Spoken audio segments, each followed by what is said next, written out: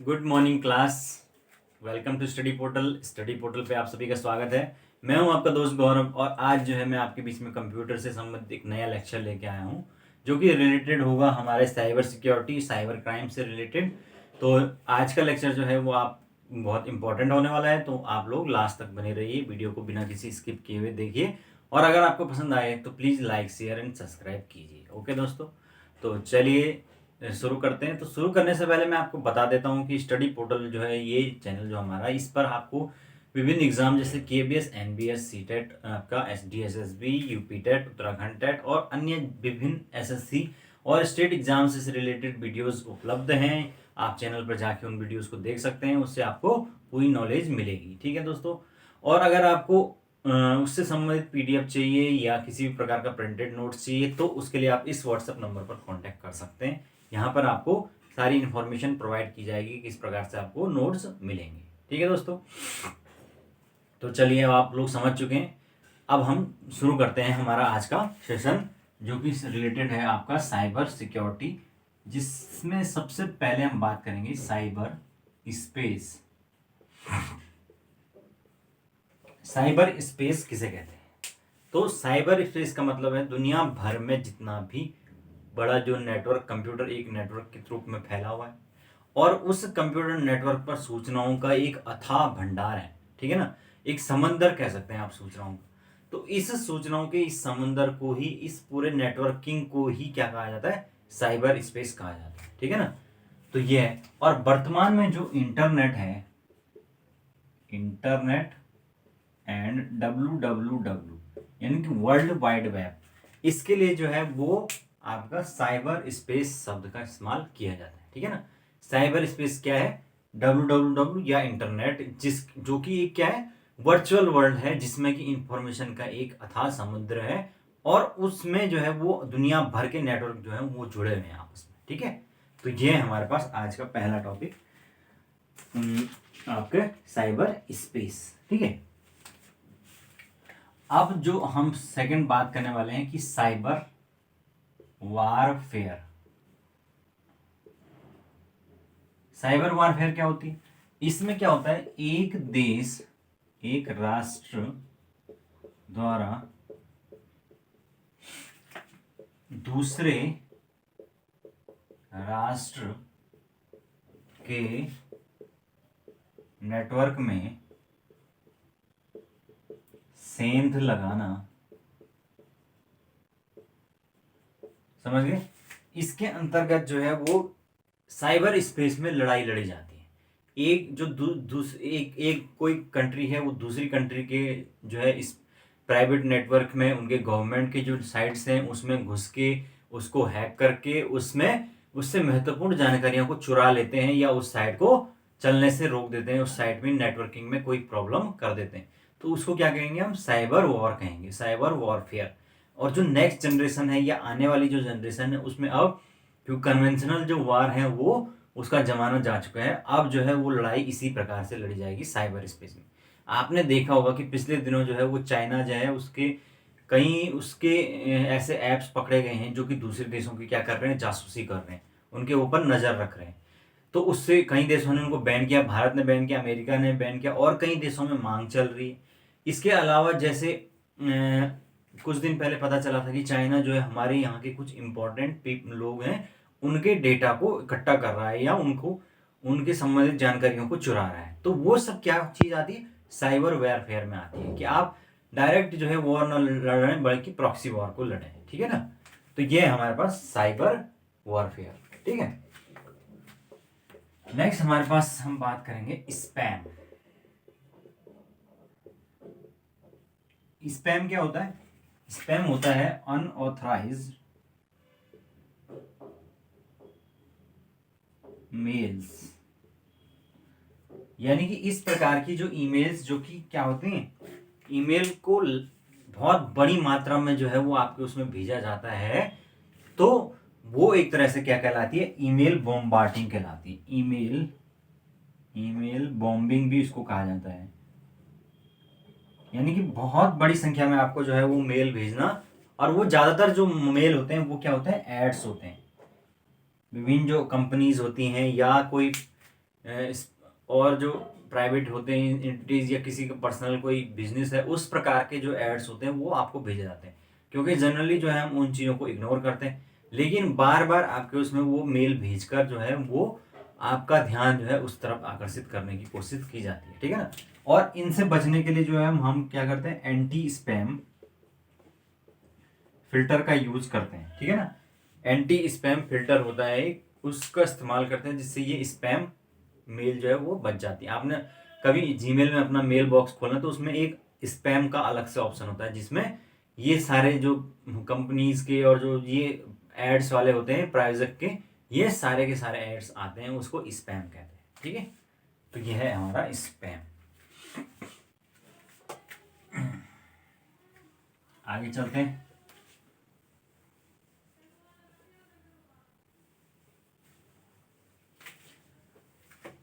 Next जो हम बात करेंगे वो है कुकीज। कुकीज आपने कई बार कंप्यूटर की फाइल है, उसको जब फाइल मैनेजर आपने खोला होगा तो वहां पर आपको, या मोबाइल के अंदर भी आपने फाइल मैनेजर खोला होगा तो कुछ फाइलें बनी हुई होती हैं कुकीज के नाम से। तो कुकीज क्या चीज होती है? तो कुकीज होती हैं भाई कंप्यूटर जो नेटवर्क जो है, जब हम किसी ब्राउजर की सहायता से सर्वर को यूज करते हैं तो उस स्थिति में क्या होता है, सर्वर जो है हमारी जितनी भी सर्च होती है, जो भी हमारी सर्चिंग की प्रायोरिटी होती हैं, जो भी हमने चीजें देखी होती हैं, उन सब की एक लिस्ट बना के क्या करता है, हमारे ब्राउजर को भेज देता है। और वो ब्राउजर उसको क्या कर लेगा, हमारी जो इंफॉर्मेशन है उनको क्या कर लेगा, सेव कर लेता है। जैसे कई बार ये क्या करता है, हमारी लॉगिन आईडी, पासवर्ड, इनको भी जो है वो सेव कर लेता है। ऑप्शन पूछेगा आपको यस करना है या नो करना, अगर आपने यस किया तो वो उसको भी सेव कर लेगा।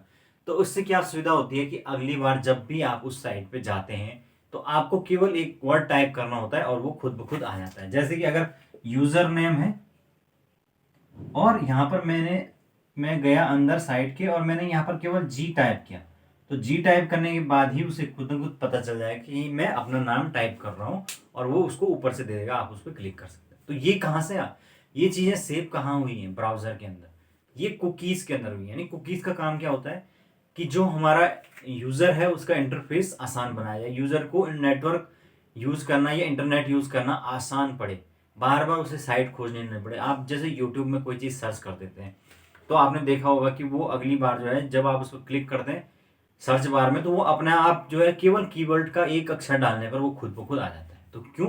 क्योंकि क्विज के माध्यम से वो सेव हो चुका है। ऐसे ही जैसे आप आजकल देखते हैं हम कि कोई भी चीज़ हम जब ई कॉमर्स साइट पे सर्च करते हैं जैसे, तो सर्विलांस इतना ज़्यादा है कि आप कोई जूता सर्च कीजिए, कोई टी शर्ट सर्च कीजिए, कुछ भी सर्च कीजिए, वो आपकी सोशल साइट पर दिखने लग जाएगा। आप फेसबुक इंस्टाग्राम ओपन करेंगे, वहाँ वो ऑटोमेटिकली आपको वो चीज़ ऐड प्रेफरेंस में दिखाने लग जाएगा। तो ये क्या कहाँ से हो पाता है? क्योंकि आपका जो डेटा है वो कहीं ना कहीं कलेक्ट किया जा रहा है। तो यानी एक तरह से ये क्या करता है, प्राइवेसी को खत्म करता है जो है कुकीज, ठीक है, प्राइवेसी को खत्म करता है। हालांकि इंटरनेट की यूजेस आसान बनाता है लेकिन प्राइवेसी को खत्म करता है, ठीक है। तो ब्राउजर के अंदर जो है इसका ऑन ऑफ का ऑप्शन होता है। आप चाहे तो कुकीज को ऑन रखिए, चाहे इसको ऑफ कर दिए, वो आपकी मर्जी। लेकिन ये सामान्यतः जो है लोग इसको ऑन ही रखते हैं। हम देखते हैं कि हम क्या अपना अपना यूजर आईडी या पासवर्ड, आप अपना पर्सनल पीसी है तो उसमें आपको सेव करने में दिक्कत नहीं है, लेकिन कभी भी जब हम किसी और के कंप्यूटर पे, किसी और के ब्राउजर पे कोई भी चीज़ सर्च करते हैं तो वहाँ पर हमें ये चीज़ों का ध्यान रखना होता है कि हम क्या करें, एक तो हिस्ट्री को डिलीट करें जब भी हम कुछ चीज सर्च करें। दूसरी बात, कहीं आप हमारी कुकीज़ ने हमारा यूज़र आईडी और पासवर्ड तो उसमें सेव नहीं कर लिया, ये चीज़ भी हमें ध्यान रखनी है। दोबारा एक बार लॉगिन करके देखिए कि वो आईडी पासवर्ड खुद ब खुद ले रहा है या कहीं हमसे मांग रहा है, क्या चीज़ हो रही है। इससे हमारा क्या होगा, हमारी जो आईडी है वो सुरक्षित रहेगी। ऐसा कई बार होता है हम साइबर कैफे में लॉगिन कर देते हैं, कहीं और लॉगिन कर देते हैं, उसके बाद क्या होता है वो वहाँ पर ऑटोमेटिक लॉगिन हो जाता है और उससे आपकी आईडी खतरे में पड़ जाती है, ठीक है। तो इस चीज़ का आपको ध्यान रखना है। तो अब आप समझ गए हैं कि कुकीज़ जो है उसका क्या काम होता है। ओके दोस्तों, तो चलिए आगे चलते हैं।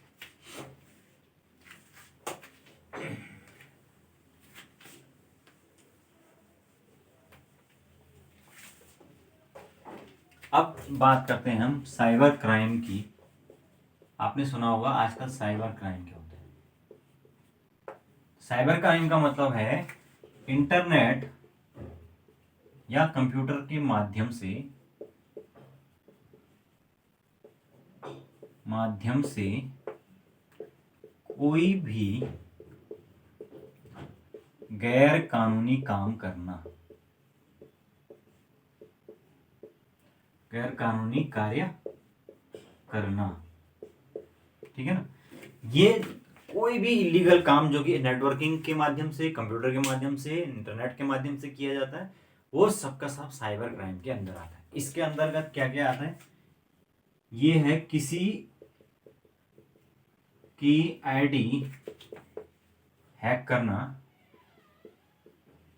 इंफॉर्मेशन चुराना, ठीक है ना।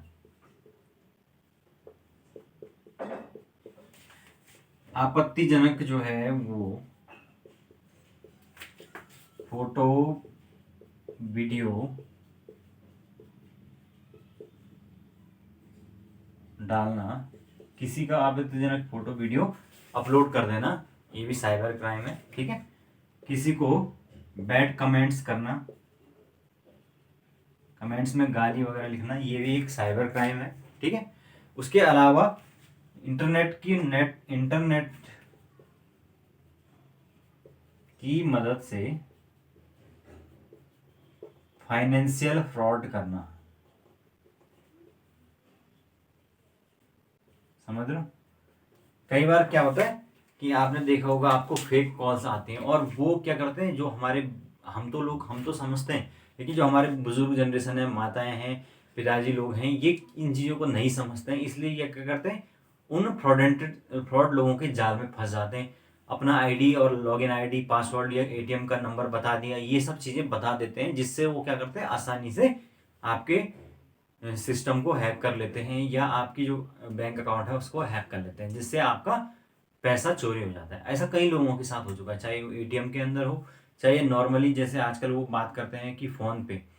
खुद मेरे साथ ऐसा हो चुका है। OLX पे जो है मैंने एक ऐड डाला, उसके बाद जो है उस पर कॉल आया कि हाँ मैं आपको आपका प्रोडक्ट लेना चाहता हूँ, लेकिन मैं पैसा पेमेंट ऑनलाइन करूँगा। और उसके बाद उसने मुझे क्या किया, मेरे से मेरा वो मांगा क्यों क्यू आर कोड स्कैनर, जो कि फ़ोन पे का होता है। और उसके बाद झूठ झूठ बोलने लगे कि मर्चेंट अकाउंट है, मैंने आपको इसमें पैसा भेज दिया है। तो ये चीज़ें क्या होती हैं, ये इसलिए होती हैं क्योंकि जो है, अब हमें तो पता है कि ये इस तरह के फ्रॉड लोग घूम रहे हैं, लेकिन जो जानकारी के अभाव में जो है कई लोग इन चक्करों में फंस जाते हैं और उसके बाद अपना पैसा गंवा देते हैं। चाहे वो इसके माध्यम से हो, चाहे लॉटरी देने का लालच हो, या कोई इनाम, किसी को बोलते हैं कि हमारी गाड़ी गिफ्ट लग गई, तुम्हें इतने रुपए पहले एडवांस में भेजने होंगे। तो ये सब चीज़ें कहाँ होती है, फ्रॉड, ऑनलाइन फ्रॉड। तो ये फ्रॉड जो है ये सब साइबर क्राइम के अंदर आता है, ठीक है। उसके अलावा जो है एक और फ्रॉड हो सकता है, वो है आपका इंटरनेट पर वायरस की मदद से, यानी कि कोई वायरस जो है वो किसी के कंप्यूटर में डाल दिया और उसकी मदद से उसकी इंफॉर्मेशन चुरा ली, या उसके कोई कंप्यूटर है उसको नुकसान पहुंचा दिया, उसकी फाइल को करप्ट करवा दिया। तो ये सारी चीजें जो है वो साइबर क्राइम के अंतर्गत आती है, ठीक है ना।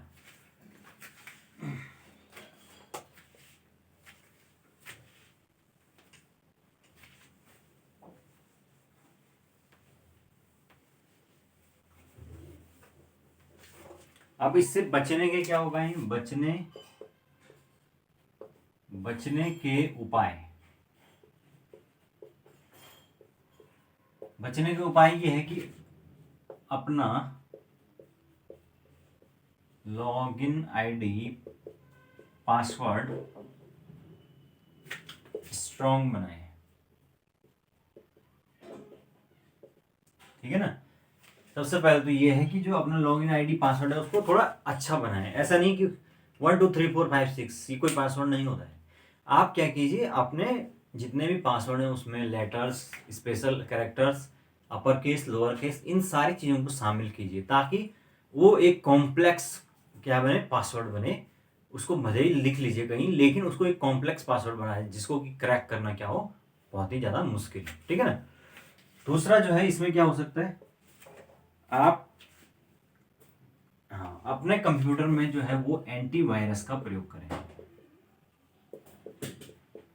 एंटीवायरस जो है वो क्या करेगा, आपके कंप्यूटर में वायरस जो भी आएगा उनको क्लीन अप करने का मदद करेगा, जिससे कि उसमें कोई दिक्कत नहीं होगी। वो आगे हम अभी देखते हैं अलग से एंटीवायरस में। फायरवॉल का प्रयोग, ये भी हम अभी देखेंगे कि फायरवॉल क्या होती है। और उसके अलावा प्रॉक्सी सर्वर का प्रयोग, प्रॉक्सी सर्वर ये भी अभी हम अलग से देखेंगे, ठीक है।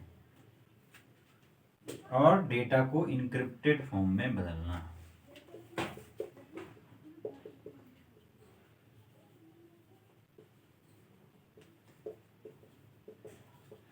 ठीक है। तो ये सारी चीजें होती हैं जो हम क्या कर सकते हैं, अपने अपनी जो आईडीज हैं, अपने जो जो भी पर्सनल इंफॉर्मेशन है उसको सुरक्षित रखने के लिए इस्तेमाल कर सकते हैं। अब हम एक एक करके ही देख लेते हैं इनको, क्योंकि ये थोड़ा मैं डिटेल में आपको बताऊंगा। तो कुकीज तो मैंने आपको बता चुका हूं।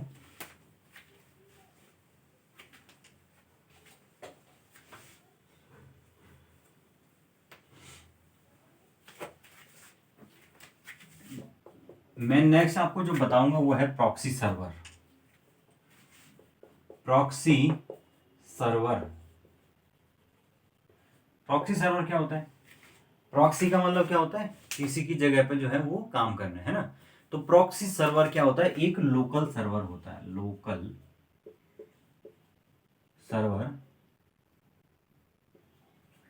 जो कि क्या करेगा, यूजर की रिक्वेस्ट लेगा, समझ गए। कोई भी जो यूजर, जितने भी जो है यूजर किसी सर्वर से जुड़े होंगे तो वो पहले क्या करेंगे, लोकल सर्वर से जुड़ेंगे और यहां से जो है उस यूजर उसको रिक्वेस्ट करेगा लोकल सर्वर को। लोकल सर्वर क्या करेगा, इसकी जांच करेगा, ऑथराइजेशन, जांच, ऑथराइजेशन, ऑथराइजेशन कि जो यूजर है वो ऑथेंटिक है कि नहीं है, वो कोई फ्रॉड तो नहीं है। जब उसको कंफर्म हो जाएगा कि ये जो है यूजर वो ऑथेंटिक है, उसके बाद जो है वो क्या करेगा, ऑथेंटिक जो यूजर है, ऑथेंटिक यूजर को जो है वो मेन सर्वर पर ट्रांसफर करेगा, मेन सर्वर पर ट्रांसफर।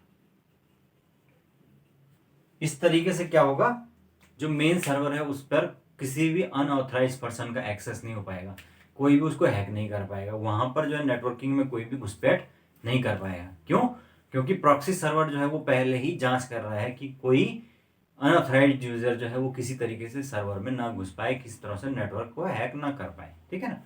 तो ये है हमारे पास लोकल सर्वर, जिसको हम क्या कहते हैं, प्रॉक्सी सर्वर कहते हैं, क्योंकि ये मेन सर्वर को एक तरह से मेन सर्वर का जो है ये फिल्टर है, फिल्टर, या यूं कह सकते हैं कि यूजर तथा मेन जो सर्वर है नेटवर्क का, उसके बीच में एक इंटरफेस या इनके बीच में एक पुल का काम करते हैं, तो वो है हमारे पास प्रॉक्सी सर्वर।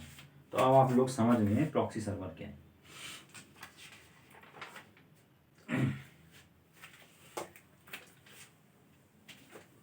और इस प्रॉक्सी सर्वर में मैंने आपको बोला कि क्या होता है, अनऑथराइज पर्सन के जो पर्सन है उनके प्रवेश को रोकता है। तो वो कौन रोकता है, उसके लिए जो है इस्तेमाल किया जाता है वो है फायरवॉल। फायरवॉल, जो फायरवॉल है वो क्या करेगा, अनऑथराइज जितने भी पर्सन्स आएंगे, जो कि क्या होंगे, ऐसी अननोन आईडी से होंगी जो कि प्रूवन नहीं है, या उन्होंने कोई गलत तरीके से जो है वो नेटवर्क में एंट्री की है, उन सबके प्रवेश को ये रोकेगा कौन, फायरवॉल, ठीक है ना। तो फायरवॉल जो है ये भी एक डिवाइस होती है, ये भी क्या होती है, एक डिवाइस होती है। इस डिवाइस का काम ही यही है कि ये क्या करेगा, नेटवर्क में अनऑथराइज पर्सन को घुसने से रोकेगा, ठीक है ना। तो ये है हमारे पास फायरवॉल। उसके बाद आप बात करेंगे वो है कंप्यूटर वायरस। कंप्यूटर वायरस, तो भाई कंप्यूटर वायरस क्या होता है, कंप्यूटर जो है वायरस जो है वो एक प्रकार का जो है स्मॉल सॉफ्टवेयर होता है,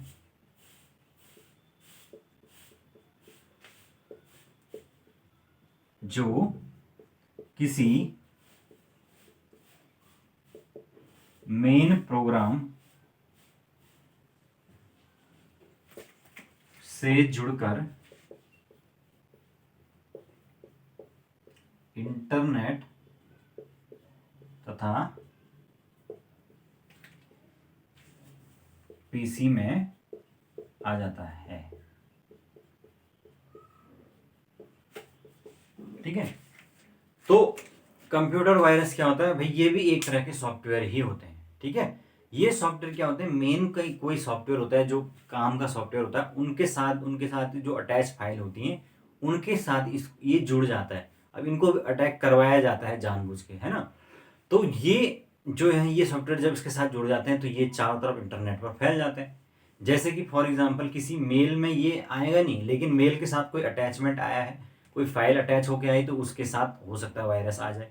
तो जब भी हम इंटरनेट से कुछ चीज़ डाउनलोड करते हैं तो उसके साथ साथ वायरस भी आ जाता है। ठीक है, और वो फाइल जो है वो हमारे कंप्यूटर में होती, जैसे ही हम उस पर क्लिक करते हैं वो एक्टिवेट हो जाता है, और उसके बाद क्या करता है वो अपनी कई सारी कॉपी जो है वो कंप्यूटर के अंदर बना देता है, जिससे कि कंप्यूटर की कार्यक्षमता प्रभावित होती है। ठीक है ना, तो यही होता है हमारे पास एंटी कंप्यूटर वायरस। ठीक है, क्योंकि ये क्या करता है पूरे के पूरे कंप्यूटर में खुद ब खुद फैल जाता है। मेरे साथ खुद ऐसा हो चुका है कि कई बार कंप्यूटर के अंदर इतनी ज़्यादा मात्रा में कॉपीज बन जाती थी फाइल्स की कि उनको जितना मर्जी डिलीट करो वो कभी डिलीट नहीं होती थी, उनको डिलीट करोगे फिर आ जाएंगे। ठीक है, तो वो क्या होता था, वायरस होता था। ठीक है, अब वायरस जो है वो उसके लक्षण क्या क्या हैं।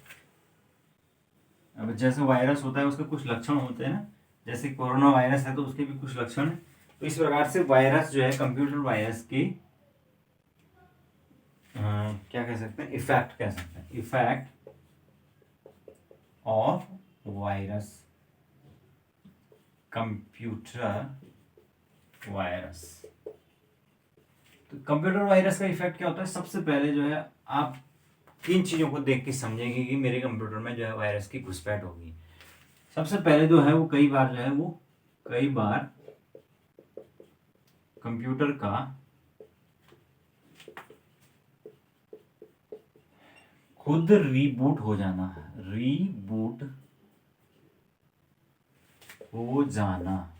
समझ गए। इसका मतलब कंप्यूटर काम करते करते खुद ही बंद हो रहा है, फिर उसके बाद खुद ही चालू भी हो रहा है। ठीक है, दूसरा, एक ही फाइल की कई कॉपीज बनना। ठीक है, तीसरा, कंप्यूटर का जो ब्राउजर है में होम पेज का बदल जाना। ठीक है, उसके अलावा गति का स्लो हो जाना, बार बार हैंग होना,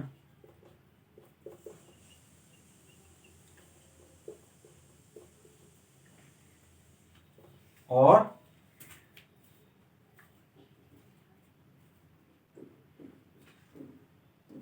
कई प्रोग्राम नहीं चलते हैं, कई प्रोग्राम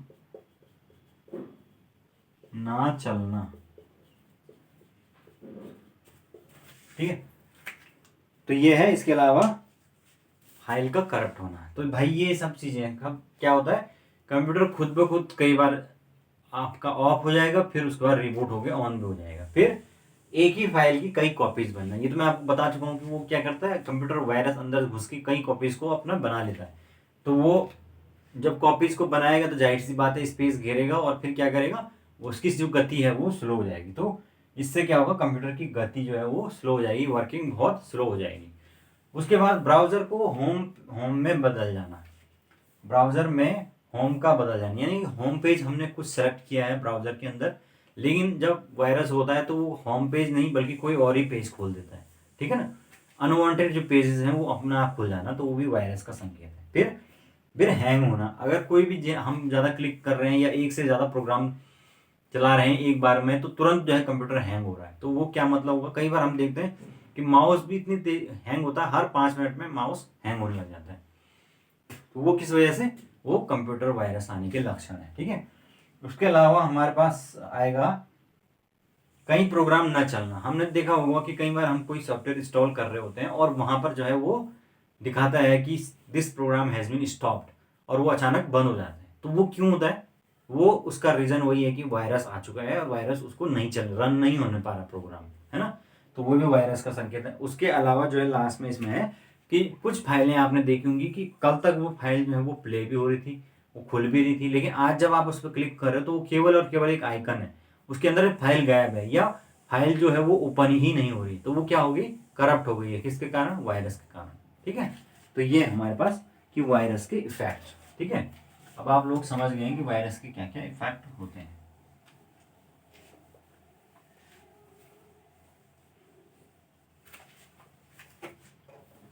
उसके अलावा जो वायरस है उसके अलग अलग टाइप भी होते हैं, जैसे वॉर्म। वॉर्म वॉर्म क्या करता है? ऐसा वायरस है जो बार बार खुद को रिपीट करता है, खुद को रिपीट। ये कंप्यूटर की आपके हर एक फोल्डर के अंदर जो है वो एक मिल जाएगा, और आप जैसे उसको खोलेंगे उसको अंदर दूसरा होगा, फिर खोलेंगे फिर अंदर तीसरा होगा। उसको जो है आप डिलीट करेंगे वो डिलीट हो जाएगा, लेकिन जैसे ही आप कंप्यूटर दोबारा ऑन करेंगे वो फिर से वहाँ वहाँ पे आपको मिलेगा। यानी कि ये कभी डिलीट नहीं होता है, ठीक है ना। उसके बाद सीधे कंप्यूटर फॉर्मेट करना पड़ता है या तो एंटीवायरस से क्लीन करना पड़ता है, ठीक है ना। तो ये है हमारे पास वॉर्म। उसके अलावा आता है एक मालवेयर। तो कंप्यूटर के अंदर जितने भी वायरस हैं, ऑल वायरस, उन सभी को हम मिला के क्या कहते हैं? मालवेयर कहते हैं, ठीक है ना। उसके अलावा एक है आपका ट्रोजन हॉर्स। ट्रोजन हॉर्स, अब ये क्या होता है? ये जो है ये ऐसे सॉफ्टवेयर होते हैं जो दिखते हैं कैसे कि एकदम असली सॉफ्टवेयर की तरह, ठीक है ना। असली सॉफ्टवेयर यानी कि या तो ये कोई गेमिंग सॉफ्टवेयर होंगे या कोई यूटिलिटी सॉफ्टवेयर होगा। यानी कि अगर कोई गेम का सॉफ्टवेयर हो सकता है, या यूटिलिटी बोले तो जैसे कोई क्लीन मास्टर या इस तरीके का जो सॉफ्टवेयर होते हैं, ये क्या करते हैं? आपके कंप्यूटर में पड़े रहेंगे, आपके जो है वो कंप्यूटर में काम करेंगे, लेकिन बैकग्राउंड में कुछ और काम करेंगे, समझ गए। यानी कि इनका मेन काम होता है कि बैकग्राउंड में आपका डेटा चुराना। अब सपोज किसी के कंप्यूटर में आईडी तगड़ा जो है वो पासवर्ड और ये सब चीज़ें हैं, लेकिन अगर आपको उस कंप्यूटर से इंफॉर्मेशन निकालनी तो उसमें क्या करेंगे? ट्रोजन हॉर्स डाल देंगे, जो क्या करेगा? बैकग्राउंड में जो भी चीज़ें इंसान जो है वो एक्टिविटी करेगा उसको वो रिकॉर्ड कर लेगा, उसको अपने आप में सेव कर लेगा। फिर उसके बाद मौका मिलते ही उस ट्रोजन हॉर्स से उस फाइल को निकाल लेंगे, और उसके बाद उससे उस कंप्यूटर की जितनी भी इंफॉर्मेशन, जो भी चीज़ें सर्च हुई हैं, जो भी लॉगिन आईडी पासवर्ड, ये सारे के सारे हैक हो जाएंगे इसके माध्यम से, ट्रोजन हॉर्स के माध्यम से। तो ये भी एक क्या है? एक तरह से डमी सॉफ्टवेयर कह सकते हैं आपको, एक फेक सॉफ्टवेयर जो बैकग्राउंड में काम कर रहा है। इस प्रकार के सॉफ्टवेयर जो है वो कई बार जो है आपके फेसबुक वगैरह पे भी आ जाते हैं आपको कई बार। इसलिए जो है वो अनवांटेड जो लिंक्स होती हैं आप कभी भी उन पर क्लिक मत करना। कई बार वो देता है इधर से कि हाँ ये गेम खेल लो, उसके बाद हम गेम पे जैसे ही क्लिक करते हैं उसके बाद वहाँ पर वो आपका आईडी पासवर्ड मांग लेता है, लॉगिन आईडी का। जैसे ही आप उसको डालते हो तो आप वहाँ पे गेम खेल पाते हो, लेकिन वो क्या करता है? बैकग्राउंड में आपके आईडी और पासवर्ड को कॉपी कर लेता है, और उसके बाद आपको कोई भी आसानी से आके पासवर्ड और आईडी को हैक कर लेगा और उसका गलत इस्तेमाल कर सकता है, क्योंकि ये आपके नाम से है तो हर कोई आपके नाम से ही उसको समझेगा, ठीक है। इसीलिए जो अनवांटेड लिंक्स है उस पर क्लिक नहीं करना चाहिए। कई बार हम ब्राउजर यूज करते हैं, वहां पर जो है वो अलग से पॉपअप विंडोज में अलग से कोई लिंक खुल जाती है कि इस पर क्लिक कीजिए, यहाँ पे ऐसा कीजिए, इतने ऑफर मिल रहे हैं। ये सारे के सारे जो है वो फेक होते हैं, इन पर कभी विश्वास नहीं करना चाहिए। ये अपनी सिक्योरिटी के लिए बहुत जरूरी है, ठीक है ना। तो ये हमारे पास ट्रोजन हॉर्स। उसके अलावा जो नेक्स्ट है हमारे पास हैकर। हैकर क्या होता है? आपने बहुत बार सुना होगा कि हैकर हैकर ने हैक कर लिया। क्या चीज है हैकर? हैकर का मतलब होता है जो कंप्यूटर नेटवर्क की खामियों का पता लगाकर घुसपैठ कर देता है, ठीक है।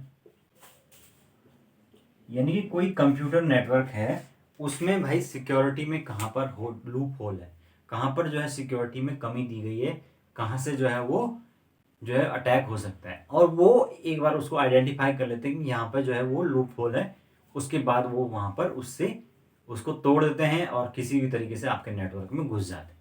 उसके बाद नेटवर्क में घुसेंगे तो आपकी आईडी, पासवर्ड, पर्सनल डेटा, ये सारी की सारी चीज़ें चुरा लेते हैं। ठीक है ना। तो आजकल आपने देखा होगा कि रोज़ खबरें आती हैं कि चीन के हैकरों ने अमेरिका का जो है वो डेटा चुरा लिया, या अमेरिका के कंप्यूटरों को हैक कर लिया। कभी राष्ट्रपति ट्रंप का जो है वो कंप्यूटर हैक हो जा रहा है, कभी प्रधानमंत्री मोदी का ट्विटर हैक हो जा रहा है। तो ये सारी चीज़ें क्या होती हैं, यही होती हैं हैकर, जो कि नेटवर्क में खामियों की को निकाल के और उनका पता लगा कर उसको आसानी से हैक कर लेते हैं। ठीक है ना। तो ये है हमारे पास हैकर। ठीक है, तो हैकर हो गया।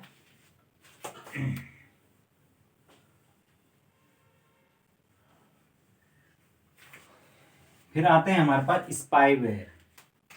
स्पाईवेयर,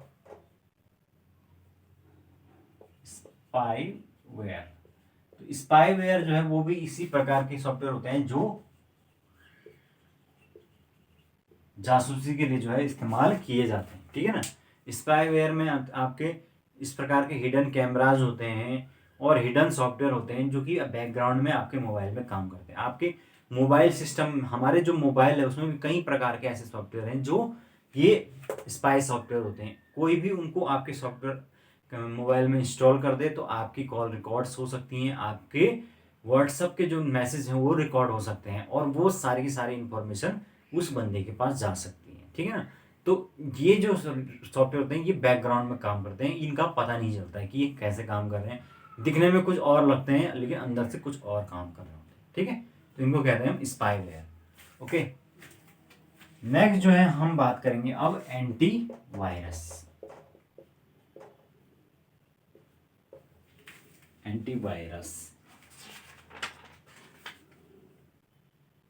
तो एंटीवायरस क्या होता है भाई, जो वायरस होते हैं उनसे बचाने के लिए जो है वो कंप्यूटर में विशेष प्रकार के जो सॉफ्टवेयर्स हैं वो इंस्टॉल किए जाते हैं, जिनको हम क्या कहते हैं, एंटीवायरस कहते हैं। जो क्या करते हैं, वायरस को क्लीन करने का काम करते हैं। उसके लिए क्या करते हैं, ये जैसे ही हम इसको एंटीवायरस को जो है वो कंप्यूटर के अंदर डालते हैं तो उसके बाद जो है ये प्रोग्राम का हिस्सा बन जाता है, विंडो का।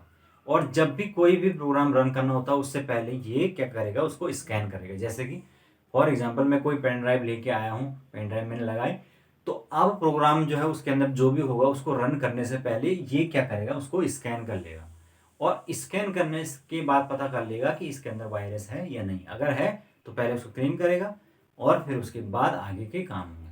तो जाहिर सी बात है, जब इस प्रकार से होगा तो ये क्या करेगा, कंप्यूटर की गति को स्लो कर देगा। तो जब एंटीवायरस होता है वो हमेशा कंप्यूटर की जो वर्किंग होती है उसको थोड़ा स्लो कर देता है। क्यों?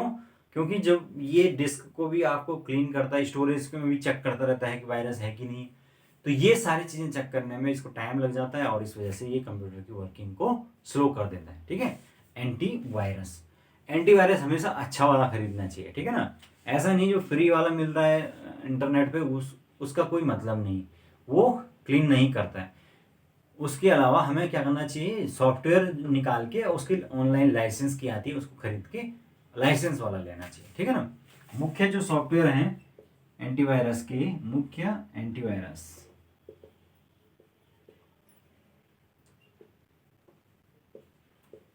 ठीक है, इसमें जो मेरा फेवरेट है वो है हमारे पास क्विक हील सिक्योरिटी। उसके अलावा है एवास्ट, फिर ABG का आता है। उसके अलावा Kaspersky,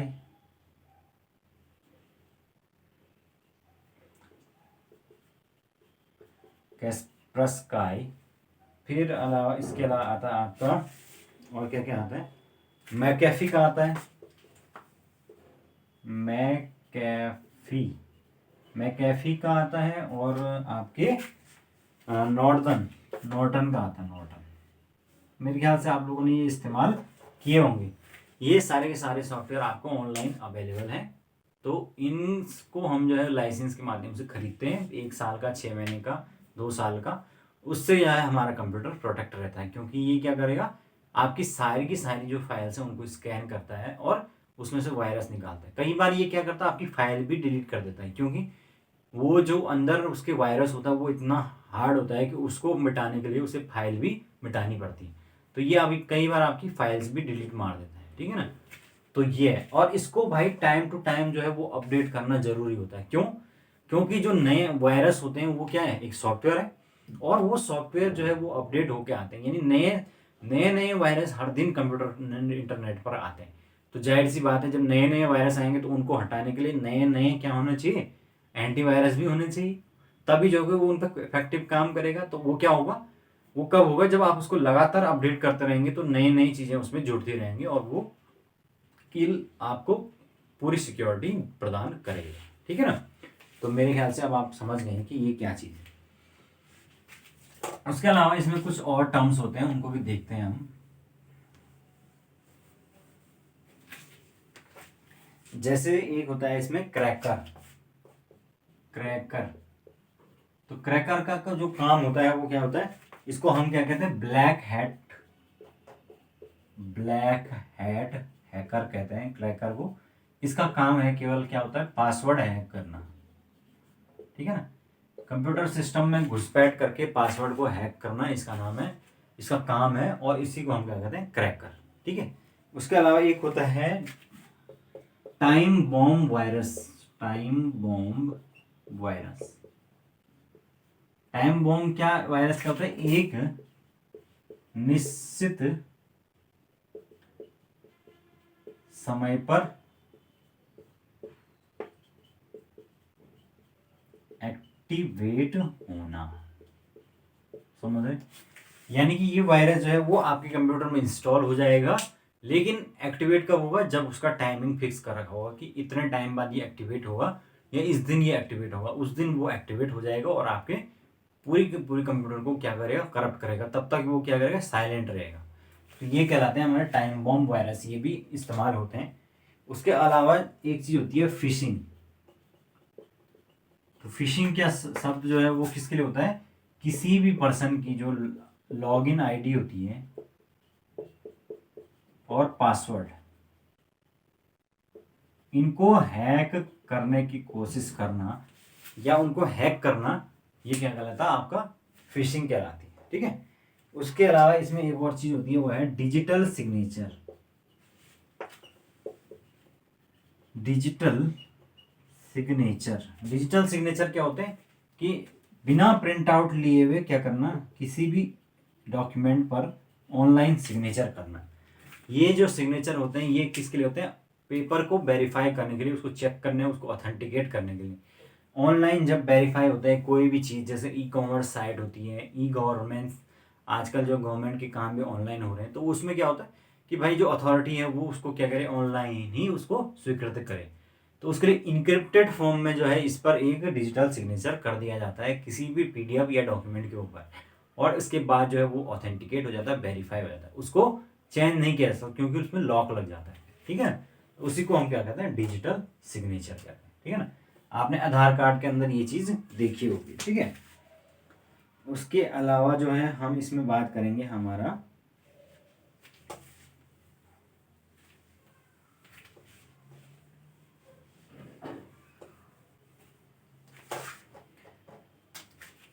biometric authentication, biometric technique जिसको कहते हैं। तो बायोमेट्रिक टेक्निक में क्या होता है, हम सब जानते हैं कि हमारे क्या लिए जाते हैं, फिंगरप्रिंट लिए जाते हैं। उसके अलावा जो है हमारी आइरिस, जो आंखों का होता है, आइरिस का, और आपका रेटिना का स्ट्रक्चर जो है वो कैच किया जाता है। उसके अलावा जो है वो हमारा जो फेस रिकॉग्निशन किया जाता है, फेस रिकॉग्निशन, और उसके अलावा वॉइस रिकॉग्निशन।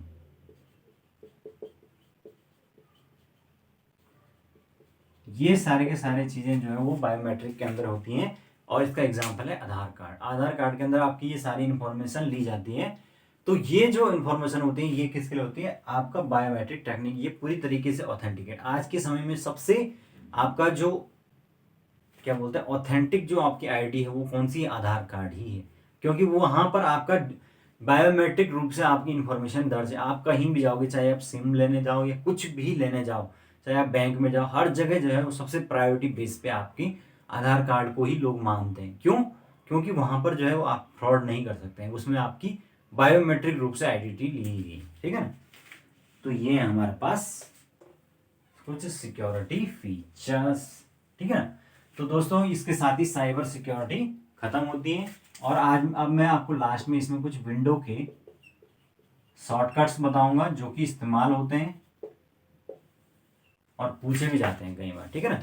जिसमें सबसे पहले हमें बताऊंगा आपको MS, जो वर्ड, एक्सेल और जो कुल मिला के MS ऑफिस में शॉर्टकट इस्तेमाल होते हैं, जिसमें सबसे पहला है आपका Ctrl+X। ये किसके लिए होता है? कट के लिए इस्तेमाल होता है, ठीक है ना। उसके बाद Ctrl+C, ये कॉपी के लिए इस्तेमाल होता है। उसके बाद Ctrl+V, ये आपका पेस्ट के लिए इस्तेमाल होता है। पेस्ट का मतलब होता है कट और कॉपी, जो भी चीज़ किया है उसको दोबारा कहीं पर डालना, वो पेस्ट कहलाएगा, ठीक है। उसके अलावा जो है वो होता है Z, ये होता है अंडू। अंडू का मतलब होता है कि कोई भी चीज़ हमने डिलीट की, उसको हम चाहते हैं ये वापस आ जाए, तो वो अंडू। उसके अलावा होता है Ctrl+Y, ये होता है रीडू। रीडू का मतलब होता है जो भी चीज़ हमने अंडू की है उसको वापस ले आए, यानी वापस पूर्व स्थिति में ले आए, वो है आपका रीडू। उसके अलावा होता है Ctrl+B, बी का मतलब होता है बोल्ड, यानी कि लेटर्स को क्या कीजिए, मोटा मोटा यानी बड़ा बड़ा कर दीजिए, बोल्ड कर दीजिए। उसके अलावा जो है आपका होता है Ctrl+I, इसका मतलब होता है इटैलिक। इटैलिक का मतलब होता है इसको आप तिरछा कर दीजिए, जितने भी हमारे वर्ड्स हैं उनको तिरछा कर दीजिए, ठीक है। उसके अलावा होता है Ctrl+ आपके तो ये होता है अंडरलाइन के लिए, हमारे वर्ड्स जो हैं उनको अंडरलाइन कर दीजिए। फिर होता है Ctrl+A, ए का मतलब होता है ऑल सेलेक्ट, समझ गए, यानी कि पूरा का पूरा जो पेज है उसको सेलेक्ट कर लीजिए। अब चाहे आप उसको कट करें, पेस्ट करें, वो आपकी मर्जी है, लेकिन Ctrl+A से पूरा का पूरा पेज सेलेक्ट हो जाएगा, ठीक है। और Ctrl+V से जो है वो पूरी की पूरी जिस पर कर्सर होगा वो पूरा की पूरी लाइन अंडरलाइन हो जाएगी, जिसको आपने सेलेक्ट किया होगा, ठीक है। तो ये है हमारे पास कुछ शॉर्टकट की। उसके अलावा और भी हैं कुछ,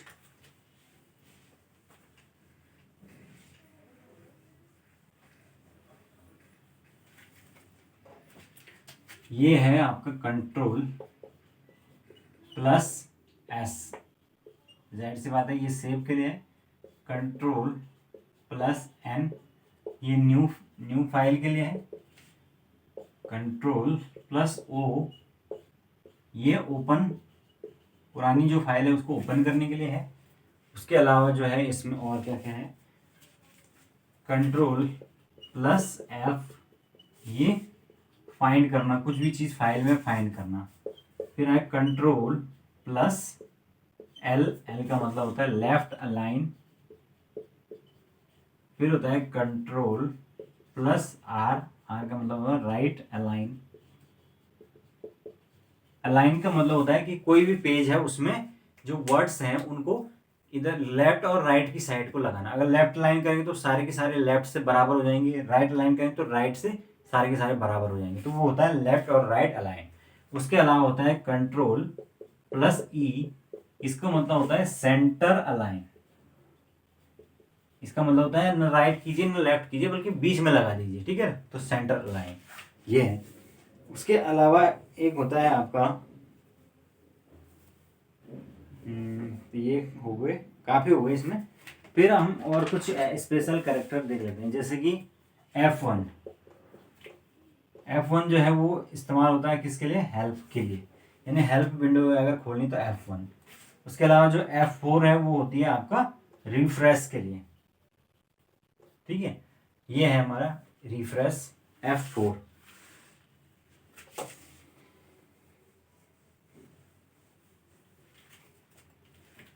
उसके अलावा जो है अगर मैं ऑल्ट के साथ F4 दबाऊं तो ये क्या करेगा, क्लोज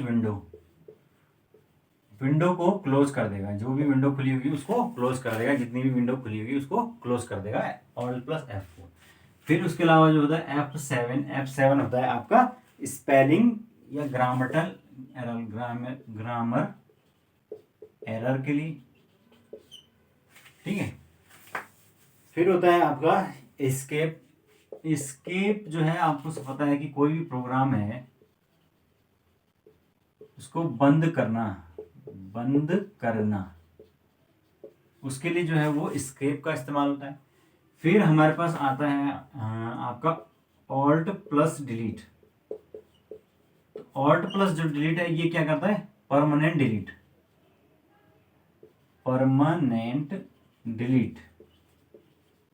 यानी कि अगर हम चाहते हैं कि कोई भी आइटम जो है वो बिना किसी आपके रिसाइकिल बिन में जाए हुए सीधा डिलीट हो जाए, तो उसके लिए हम क्या करेंगे, ऑल्ट डिलीट, सॉरी ये गलत हो गया, ये है शिफ्ट प्लस डिलीट, ठीक है। उसके अलावा जो है इसमें और क्या क्या है, विंडो की प्लस M, विंडो की के साथ जो है वो M दबाऊंगा तो ये हो जाएगा मिनिमाइज। यानी कि कोई भी विंडो है उसको माइनस करके नीचे लाया जाता है क्लिक करके, लेकिन आप विंडो के साथ M भी दबाएंगे तभी भी वो अपने आप विंडो मिनिमाइज हो जाएगी, ठीक है ना। तो ये है। उसके अलावा जो है एक होता है F12 के द्वारा जो है वो खुलता है आपका सेव एज का डायलॉग बॉक्स। एक तो होता है सेव तो हमें पता है सेव मतलब सेव करना कोई फाइल, लेकिन अगर हमें किसी और नाम से वो फाइल सेव करनी है तब हमें सेव फाइल को ऑलरेडी जब सेव करना है दूसरे नाम से तो सेव एज करना पड़ता है। तो सेव एज करने के लिए डायलॉग बॉक्स खोलना पड़ेगा, वो F12 से डायरेक्ट खुल जाएगा, ठीक है ना। ये है हमारे पास कुछ शॉर्टकट्स। तो उम्मीद है भाई आप लोगों को अब समझ में आ गया होगा कंप्यूटर के जो साइबर सिक्योरिटी और कुछ जो इम्पोर्टेंट शॉर्टकट्स हैं उसके बारे में मैंने आपको बताया, ठीक है। तो मेरे ख्याल से आज का जो सेशन है उसमें आपको काफ़ी चीज़ें पता चली होंगी। तो आज के लिए इतना काफ़ी है। आप लोग मेरे साथ पूरी तरीके से जुड़े रहे। तो हमने आज कंप्यूटर के सारे लेक्चर्स अब लगभग समाप्त कर दिए। हमने हार्डवेयर, सॉफ्टवेयर, मेमोरी, स्टोरेज हो गया और जो इंटरनेट हो गया और नेटवर्किंग हो गया, साइबर सिक्योरिटी, सारी चीज़ें पढ़ ली। अब इसके अंदर जो बाकी कोर वैसी चीज़ें हैं जैसे MS वर्ल्ड में कैसे काम करते हैं, MS एक्सेल में, वो तो प्रैक्टिकल चीज़ें, उसको पढ़ाया नहीं जा सकता है। उसके लिए कंप्यूटर आपको सामने चाहिए, फिर उसमें एक एक ऑप्शन दिखा के तब करना पड़ेगा, ठीक है। बाकी जो भी चीज़ें थ्योरेटिकल थी जो पढ़ाई जा सकती थी वो मैंने आपको बता दी हैं। तो मुझे उम्मीद है कि आप लोग कंप्यूटर अच्छे से समझ गए होंगे, ठीक है। तो ठीक है class, thank you so much और आपका दिन शुभ रहे। Thank you.